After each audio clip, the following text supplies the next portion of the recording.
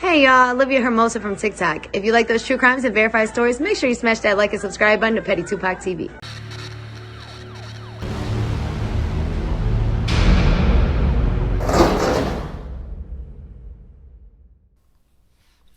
Who are the Melanics? Well, let's read. This right here, this profile, provides an analysis of the history, structure, and function of the Michigan State prison gang known as the Melanic Islamic Palace of the Rising Sun. In this report, the Michigan State prison gang known as the Melanics is profiled. That's the Solars. I see Salat Conrad. That's when I say, I know you somewhere saying Masalam, you dig. The report begins with a description of the methodology used to put together such a profile. The researchers used interviews with Melanic gang members as well as other prisoners and correctional officers, written data in the form of legal documents, internal communication between gang members, public records, internet, newspaper articles were also used to gain an understanding of this group. The report discusses the history of this gangs and explains its symbols, identifiers, and special language. Many case studies are offered throughout the report that detail interviews with gang members, other prisoners, and correctional officers. The Melanics' religious and political beliefs are discussed in depth, and it is shown that the gang considers itself to be practicing its own brand of religion. The doctrine and tenets of Melanics are heavily influenced by the radical leftist political risings of the 1960s and 70s. Also detailed by the researchers are the illegal activities and acts of violence that the Melanic gang frequently participated in. In fact, the December 4th, 1999 prison riot at the Chippewa Correctional Facility is attributed to the Melanic organization. Finally, the report describes how after the riot, the Melanic leadership encouraged the gang to dissolve. This is why the Melanics, the Chippewa Correctional Facility incident, this is why the Melanics service was stopped. Service is, just your worship, your holy day, your time for you to go practice. They charter snatched. They were a legally lawful organized group, and now they're not. And you can get in trouble for being a Melanic or caught with any literature because it's considered just too radical. I believe if they were bigger and more established, they wouldn't have been able to snatch the privileges that they had. They haven't done it to the Nation of Islam, and I'm pretty sure they've been involved in things of the Moore Science Temple of America, etc. I want to make sure and make this clear. Melanics are just not bad, violent people who just practice violence and being radical. No, they have their sets of beliefs. Prison is a different world. Sometimes violence is needed in prison. Let's just be honest. This is an environment where you got the worst of the worst. You dig what I'm talking?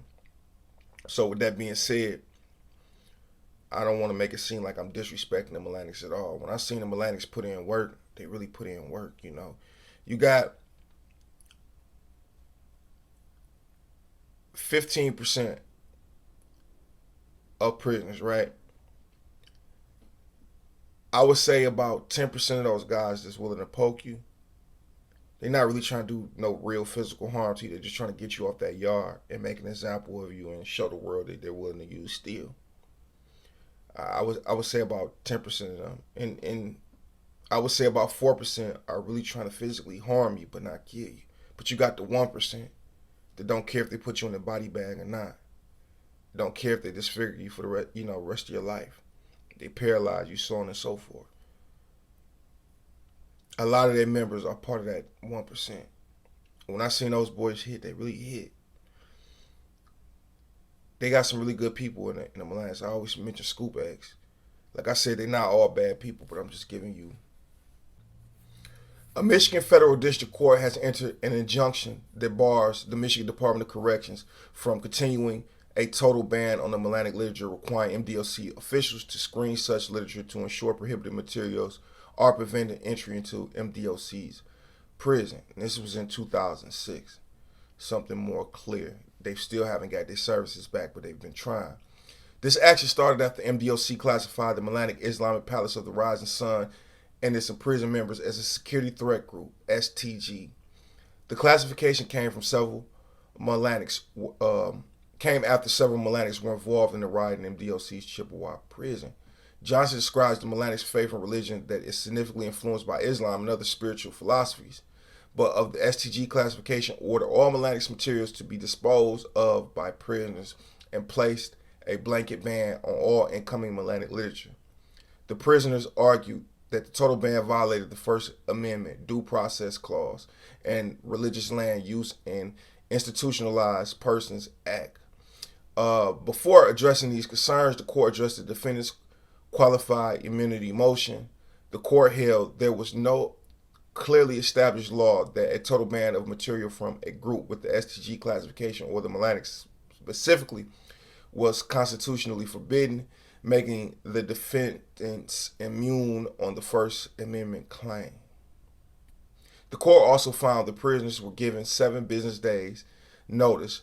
The MDOC was going to confiscate all Melanic materials, and they were able to grieve that confiscation. The prisoners' due process claim filed, entitling defendants to qualified immunity.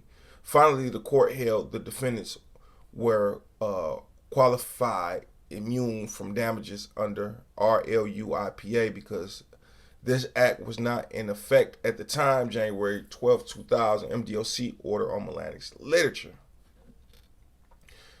Now let's go give you this lady that's suing MDOC for her son's death. Now we're gonna start off with the background. Larry Billis was murdered on May 5th, 1989, while he was returning to his cell after breakfast at the state prison of Southern Michigan in Jackson, Michigan. That's one of the worst prisons at the time. The assassins, known members of the Melanic Islamic Palace of the Rising Sun, a prisoners organization, stabbed Billis, also a member of the Melanics, in the neck with a prison-made knife. Billis managed to run down 2 flights of stairs before collapsing and ultimately bleeding to death. He had been at Southern Jackson Prison for only 10 days. Word got there pretty fast. Prior to his stay there, he was incarcerated at Kinross Correctional Facility in Michigan's Upper Peninsula. On April 18, 1989, while still at KCF, Billis was implicated along with several other prisoners in the assault and robbery of his roommate, Morris Barlow. Immediately after the incident, Billis was placed in a segregation unit. Because of the assault, he soon received an increased custody transfer to Southern Jackson Prison. Appellant contends that Billis was murdered as a direct result of his involvement in the attack on Barlow. According to her, by engaging in the unauthorized assault, structure, unity, asking permission before you engage in activities that could jeopardize everybody. Billis ended up on the wrong side of the leaders, aka the top heads of the Melanics, and he was then murdered, persuading to a hit contract sanctioned by one of the top heads. A document prepared by a corrections investigator with the Michigan Department of Corrections essentially confirms these contentions. Although appellant's complaint originally named as defendants numerous Michigan prison officials, she subsequently voluntarily dismissed all of them except Art Tessimer, the deputy warden of security at KCF, and John Jabe, the warden at Southern Jackson, Michigan. The case proceeded to trial. After the appellant rested her case, the district court granted both defendants' motions for judgment as the matter of the law of the federal rule of the civil procedure. Fifthly, the court found that even if Tessimer had known of the dispute between Billis and the Melanics, his failure to act upon knowledge might reasonably be characterized as negligent, but certainly not as deliberately indifferent, wanton, or obdurate. A bunch of words I never heard before. You see how serious this group is? Those some serious brothers, and they really stand on something. They don't go for anything. It's something about their literature and the way they move and their influence to bring out the best in you, good or bad. Shout out to my comrades. Free all the great ones. Keep the rest we don't want. You know what I'm saying? Some of these groups in MDLC just don't play. They old school.